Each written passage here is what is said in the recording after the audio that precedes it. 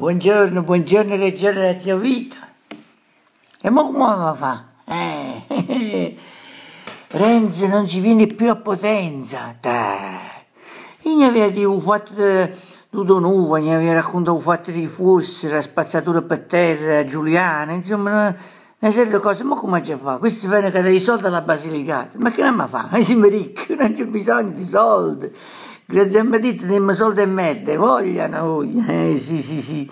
Si dice a Potenza non viene perché non gli conviene, che dice che il governo della Potenza, il governo politico di Potenza, diciamo, sta un po' in crisi. Il PD accoglie Renzi là a Matera, ma anche qui a Maratea, dice che no, c'era brutto tempo e quindi l'elicottero non poteva atterrare. La verità è che non sapevano dove viene a far atterrare questo elicottero e poi comunque poteva venire con la macchina di chi? Gli facevano fare la costa, si apriva la strada, che sono 15 anni che non si apre sta cazzo di strada, Maratea si apre perché carni piscone, magari caria qualche piscone, no, dico involontariamente poteva pure caricare qualche piscone, volontariamente poteva caricare pure qualche piscone, cioè che si offriva volontario, quelli grossi macigni, sono macigni, E niente, questo volevo dire, non ci viene, quindi va a Matera, capitale europea della cultura, a firmare questo patto con la regione di Basilicata, che danno 4-5 milioni di euro, se non sbaglio ci danno, che poi saranno a sparte tutti gli appalti imbrugli che si fanno. Detto questo, sì, perché poi il giro è sempre quello, come il giro sempre molto bene. Allora dice, se fino a mo' ci siamo spartuti un sacco di roba, perché non continuare, visto che ce li vengono proprio a portare, a infrastrutture, questi soldi, a comunicazione, strade. Che voglio vedere fra i prossimi 10 anni, perché poi noi teniamo dei tempi abbastanza lunghi, 11 poi 10 anni, poi sono finiti i soldi, poi dice, e non basta, ne lasciamo il lavoro a metà, vedi quanta cosa sono rimasta a metà da noi.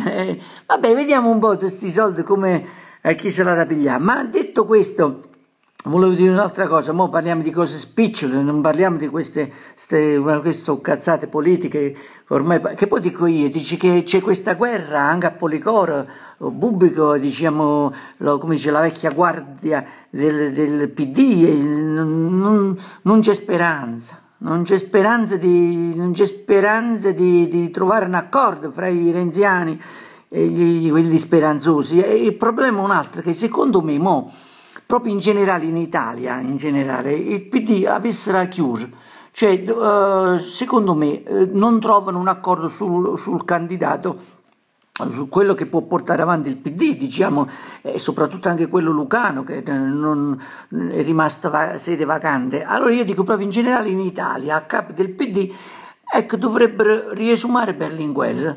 No, quello nostro, no, quello pure, diciamo, ma dovrebbe riesumare Berlinguer e metterlo, sì, perché l'unico vero comunista rimasto è quello che se ne aiuta, quindi in effetti, se quante volte l'hanno fatto girare in dalla tomba, stop di destra, e niente, questo volevo dire, bisogna trovare un accordo, trovare un caporione che riesce a gestire tutti gli altri caporeparto.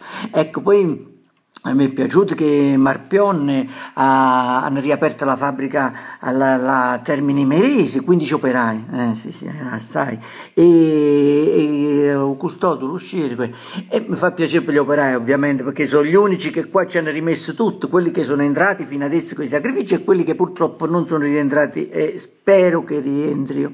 E lui, dice, Renzi sta facendo un buon lavoro, sì, Renzusca sta facendo un buon lavoro perché sta vendendo bene l'Italia all'estero.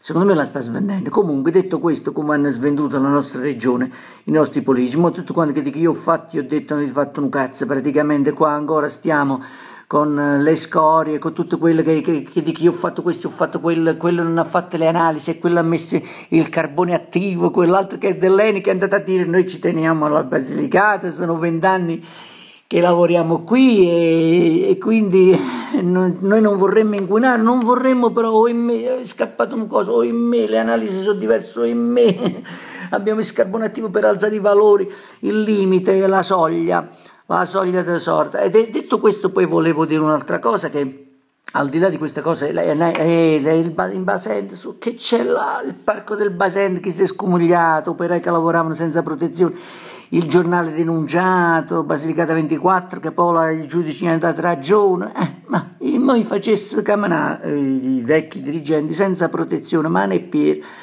diciamo, per dove vengono depositate, o per dove ci sono le scorie, ecco, detto così. Vabbè, io non voglio dire nient'altro, per oggi sono stanco, perché ogni volta ogni giorno non è una cosa. Io volessi fare un giorno che non vorrei fare l'annuncio video, perché zio Vito è nato che parlava di femmina, Irina Perizoma, che da quando sono entrato lei mi dice che tu, zio Vito, è entrato in politica virtuale. Ma no, politica virtuale, io sono lucana, io mi incazzo come una bestia. Zio Vito ha fatto la grande guerra, ha fatto la fame e ha visto che significa stare un culo, diciamo, nella trincea e combattere e rischiare di morire. Qua invece stanno un culo ai politici giusto per vedere se possono avere qualcosa. Detto questo, va bene. Tengono altri 50 argomenti da fare, a gente che mi scrive la notte.